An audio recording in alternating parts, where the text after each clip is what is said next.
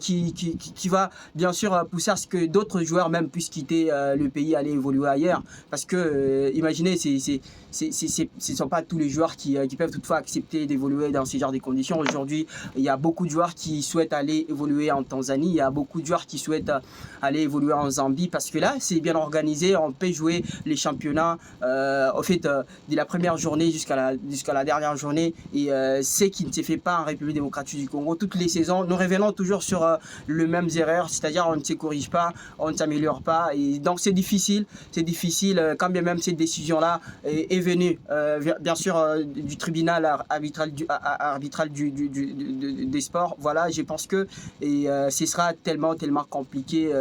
C'est une mission quasi impossible pour pouvoir rentrer encore sur la pelouse, parce que les joueurs sont en vacances. Après les vacances, ce sera la pré-saison, et alors c'est une situation compliquée. Voilà, c'est quelque chose qu'on ne peut pas accepter. Même moi, personnellement, je suis contre cette idée-là. Moi, je pensais il y a ces gens qu'il faut traduire en justice. Hein. La justice doit récupérer la situation. Parce que au départ, le championnat se joue, un championnat classique, les tours classiques, c'est joué en bonne et due forme, avec quelques pépins, c'est vrai, parce que les équipes n'avaient pas joué le même nombre de matchs. Lors de la phase de play-off, ils se disent que non, ça va se jouer dans les deux sites, Kinshasa et Lubumbashi. Ça crée de fortes tensions au sein de certaines formations, notamment Maniema Union, Simba, Tanganyika, Sa Majesté, Sangabalende, les 4 formations là-bas. Mais quand même, elles acceptent de se déplacer. Elles ont joué dans des sites où il n'y avait pas leurs fanatiques. Mais par la suite, avec à la clé une qualification pour Maniema Union. Parce qu'avec le Football Club Saint-Laurent, le Popo, les Aigles du Congo, et au moins ont évolué dans leur fief, à part Maniema Union qui a joué pratiquement à l'extérieur. Bon, imaginez avec cet effort là-bas, et par la suite, c'est un communiqué qui tombe sur table disant que soit vous poursuivez, soit c'est fini. Et si c'est fini, donc vous recourez au résultat de la saison passée. Bien sûr que dans tout ça, celui qui sera fautif ou bien ce qui va tomber, c'est Saint-Laurent le Popo. Parce que on va aussi prendre le classement de la saison passée. C'est Mazembe et Maniema Union en Ligue des Champions, Saint-Laurent le Popo en Coupe de la Confédération. Et pourtant, 20 clubs, il sera récupéré. Pourtant, il est nulle part. Il est nulle part. Et entre-temps, il y a la finale de la Coupe du Congo qui est annoncée pour le dimanche prochain à Kinshasa. Bon, le vainqueur va aller où? Avec quoi? Avec cette coupe? Est-ce que c'est inutile d'organiser cette Voilà finale. Même. Mais là, pendant qu'on parle ici, j'ai des amis qui ont quitté Kolwezi depuis samedi, les autres vendredi, pour aller assister à la finale entre Simba et MK dimanche. Mais le même dimanche, c'est quoi? Le dimanche, la nuit? Non, le samedi soir, vers 22h, 23h comme ça, c'est un communiqué qui tombe qu'il n'y aura pas finale parce que les moyens ne sont pas mis en moyen d'organisation. Il faut que ça soit une semaine après. Bon, imaginez, les gens qui sont à Kinshasa là-bas, qui vont les prendre en charge? C'est toujours la présidente de Simba? Ou encore, qu'est-ce qu'ils vont faire? Qu'est-ce qu'ils vont devenir? Vous voyez déjà qu'il y a l'amateurisme un peu partout. Et dans ce sens-là, il y a un calme précaire. Depuis que le président, l'ex-président du Conor, Sambi, qui était parti à Miami, il n'avait jamais foulé encore le sol à Kinshasa. Jusqu'à ce qu'il a été remplacé par Madame Belinda. Mais malheureusement, il n'y avait jamais eu de remise et reprise. Donc, imaginez déjà, nous sommes où? Regardez même la qualité de ce que nous avons. La qualité des dirigeants que nous avons. Ils géraient les Comores tout en étant à distance. Depuis Miami, c'est vrai, la correspondance pouvait les faire. Mais néanmoins, quand on fait la remise et reprise, c'est de là que nous sommes à ce niveau. Comme ça, vous prenez à ce niveau, vous continuez. La continuité, mais malheureusement, c'est vraiment compliqué.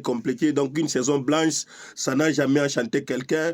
Personnellement, je suis abasourdi de voir ça, en entendant, parce qu'on n'est pas encore à la fin. Il est vrai que le TAS, c'est l'instance le plus fort à ce niveau ici. Donc, quand il prend une décision comme ça, c'est vraiment irréfutable. Mais on peut attendre peut-être avec la voie des recours, parce que dans les Comores, il n'y a pas que... Tout le monde ne sont pas novices. Il y a le secrétaire général Enoussa Kibundoulou qui est resté.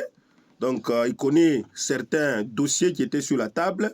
Il sait comment faire avec le TAS pour que peut-être que la Coupe du Congo soit homologuée. Cette coupe qu'on va jouer, la finale, soit homologuée. Et les résultats de la saison sportive 2024-2025 de la Ligue nationale de football soient homologués. Mais, parce que déjà l'amateurisme nous renseigne que sur la table de la FECOFA et sur la table de la COGES, il y a beaucoup de dossiers qui n'ont jamais été traités jusqu'à présent. Mais imaginez déjà, même s'il faut écrire, introduire un recours au niveau aller en appel au niveau du TAS, mais vous-même, on ne connaît pas qui est le premier, on ne connaît pas qui va descendre, on ne connaît pas qui va monter, à part les calculs que nous-mêmes faisons. Parce que tout était en suspens. Voilà, on ne connaît pas. On a gardé ces suspens-là pendant longtemps et on attendait la décision finale. Et parce que c'est en fait les comités sortants qui devraient normalement décider. Mais le comité a fouillé les dossiers et le comité a laissé les dossiers sur table. Et alors c'est la nouvelle équipe qui doit maintenant prendre des décisions. Vous voyez ça, c'est tellement compliqué. C'est un véritable tour de Babel. Et surtout, vous savez, d'autres équipes sont préparées psychologiquement. Par exemple, le Football Club Saint-Éloi Lupopo qui doit jouer la Ligue des Champions. Et voilà, vous voyez, c'est que ça va réveiller encore dans le chef de tous ces gens-là qui dirigent le Football Club Saint-Éloi Lupopo et même les Aigles du Congo. Et en fait, c'est une équipe des Aigles du Congo qui sera aussi touchée, affectée par cette décision. Quand bien même, en fait, on peut dire que c'est une décision peut-être logique dans la façon de faire parce que Mazembe est allé plus haut et Mazembe n'a pas été peut-être entendu au pays et alors il fallait sauter plus haut et montrer en fait qu'on avait bien sûr raison, mais voilà, sera bien sûr tranché par bien sûr les Comores qui est bien sûr là présent avec Madame Belinda qui doit bien sûr donner aussi son mot par rapport à ça parce que elle a aussi un mot à dire. Si c'est vraiment en fait l'équipe de Mazembe qui avait raison par rapport à tout ce qu'il y avait comme problème avec l'alignement du joueur Patrick Mongoulou et que voilà, peut-être c'est les comités sortants qui avaient autorisé à ce que ces joueurs-là puissent jouer mais c'était à l'encontre quand même des règlements, mais peut-être il y avait une situation cachée derrière tous ces problèmes-là. On en saura plus. Et puis Mazembe, ce n'est pas seulement les dossiers de Mongoulou. Les dossiers de Mongoulou et au niveau de la FECOFA, en évocation, au niveau de la FECOFA. Mais ça, Mazembe est allé réclamer à l'instance que nous devons jouer le même nombre de matchs. Oui. On a déjà été reçus à l'extérieur. Nous aussi, nous devons recevoir. Donc, nous devons terminer le championnat. Nous devons terminer les changements. C'est ce que Mazembe est allé. Mais Chris, au cas où Mazembe était mieux classé, il allait. Non, là je ne sais pas. Non, là je ne sais pas. On ne doit pas commencer à discuter sur la chose qui n'est pas venue. Mais sinon, connaissant bien l'environnement Mazembe. Bon, nous connaissons bien Congolais. Personne Mazembe ne pouvait même pas ouvrir la bouche, non. Parce que déjà qualifié. Or, Mazembe, si vous regardez aujourd'hui, Mazembe, par rapport à ces feuilletons, c'est un Mazembe qui ne cherchait pas à remporter le titre. Mais c'est un Mazembe qui cherchait juste même une petite fenêtre pour aller dans les compétitions interclubs. Rester à la maison, Mazembe, ce sont des choses qu'il y a beaucoup de gens qui n'ont jamais vu Mazembe rester à la maison. Ne pas participer à la confédération. C'est normal. Les ballons est rond pour tout le monde. Oui, les ballons est rond pour tout le monde. C'est même ça la beauté du football. C'est ça la beauté du football. Oui. Mais quand vous voyez ça, donc ça frustre par rapport à l'organisation. J'ai tout vu Mazembe à son stade, pendant que les autres jouent dans des stades d'autrui, le Popo joue au stade de l'État, c'est le stade d'autrui quand même, si on veut dire ainsi. C'est le stade d'autrui, vous avez Maniema Union qui joue loin de son fief, le Popo qui a évolué à Kinshasa et puis en Zambie. Donc vous comprenez que vous avez une équipe qui a tout ce que la FIFA demande, mais qui ne soit pas là. Il est vrai que par moment, quand on est fort, on est fort. Quand on n'est pas fort, on n'est pas fort. Ça sont des moments qui arrivent, il y a le déclin, il y a l'apogée. Mais ça c'est pas tout simplement en République démocratique. Mais néanmoins, Mazembe n'a pas vu de cet œil. Non, il est allé partout. Et regardez aujourd'hui, Mazembe, on n'a pas donné Mazembe 100% des raisons. Ouais. Il y a ce qu'on a rejeté de Mazembe, mais on recommande quand même. Cette recommandation permet à Mazembe de vivre. Donc, on écarte, on rejette un appel de Mazembe, mais quand même, on prend certaines décisions sur ce que Mazembe a demandé que ça soit fait. On dit continuer avec le championnat. Parce qu'au départ, vous voyez déjà ce qu'on a commis des bourdes.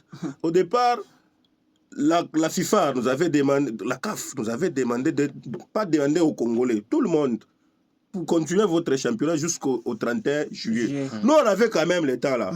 Mais parce qu'il y avait une mésentente entre la commission de gestion et les Connors, voilà, nous sommes arrivés aujourd'hui. C'est là que nous sommes arrivés aujourd'hui. Sinon, on pouvait poursuivre quand même.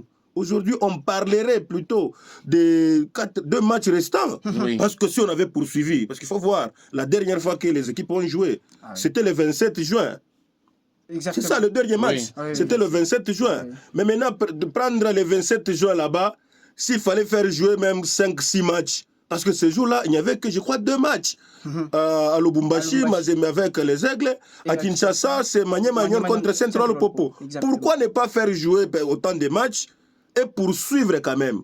Peut-être aujourd'hui, les 17 ou 18, 19, 20, on serait quand même à 2-3 matchs. Et là, maintenant, avec une petite dérogation, la FIFA pouvait comprendre, vous ouvrir seulement une petite fenêtre là-bas pour que vous enregistrez vos représentants. Mais parce qu'il y avait mésentente entre ces deux parties, et voilà qu'on nous amène aujourd'hui. Attendons voir, peut-être la voie légale, elle est encore là, les recours ou bien l'appel, mais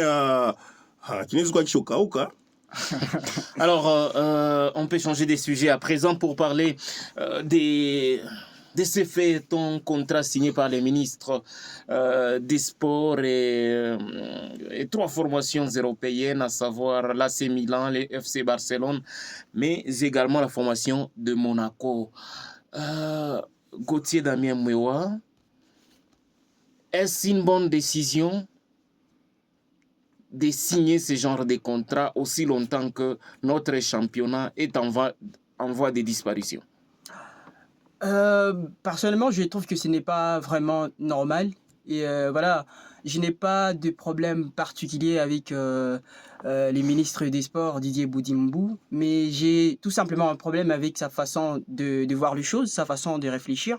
Parce que c'est comme un papa qui se permet d'aller offrir des bouteilles de champagne à ses amis, pendant qu'à la maison, il y a ces enfants qui crèvent de faim, ou encore qui n'ont pas quelque chose à mettre sous la dent. Donc ça, c'est compliqué. C'est ce que les ministres des Sports est en train de faire. La logique serait de commencer par la base, c'est-à-dire on a encore beaucoup de choses à faire au niveau de la RDC, et c'est ce qu'il fallait faire parce que voilà, ici on a d'abord le problème des infrastructures, et c'est une situation qui continue jusque-là au pays. Nous n'avons que 2 stades qui peuvent quand même répondre aux normes de la FIFA ou encore de la CAF, pour pouvoir bien sûr organiser certains matchs. Par exemple, les stades des Martyrs de la Pentecôte, mais ces stades-là aussi des problèmes. C'est un stade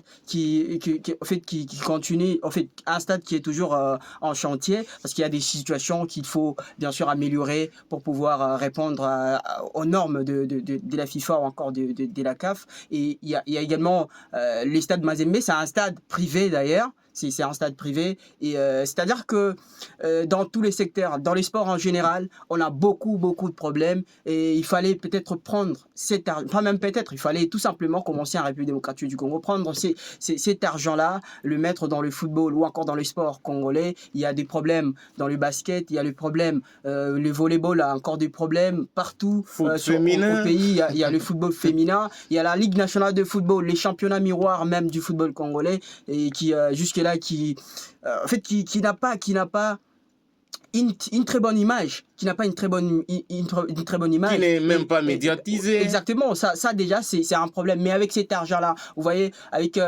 c'est pas moi 40 millions d'euros, c'est beaucoup d'argent. C'est vraiment beaucoup d'argent. Vous voyez, aujourd'hui, les champions ou encore l'équipe championne en Ligue nationale de football, voilà, a vraiment la cagnotte de $150 000. Vous voyez ça, et puis calculer avec ce que les ministère ou encore le gouvernement congolais est en train de dépenser dans ces genres de trucs pour que tout simplement, c'est pas moi, le nom de la République démocratique du Congo puisse figurer sur le maillot de certains clubs européens, de certaines équipes de l'Europe. Et je pense que l'Europe est complètement rassasiée par rapport à tout ça. L'Europe n'a pas besoin, bien sûr, au fait d'en avoir plus, hein, parce que ce sont des équipes européennes bien organisées, des équipes européennes qui ont des partenaires. Mais ici, chez nous, les équipes en souffrent. Il y a plusieurs équipes qui ne sont même pas viables et fiables. Et certaines équipes s'en sortent quand même par rapport au fait, aux moyens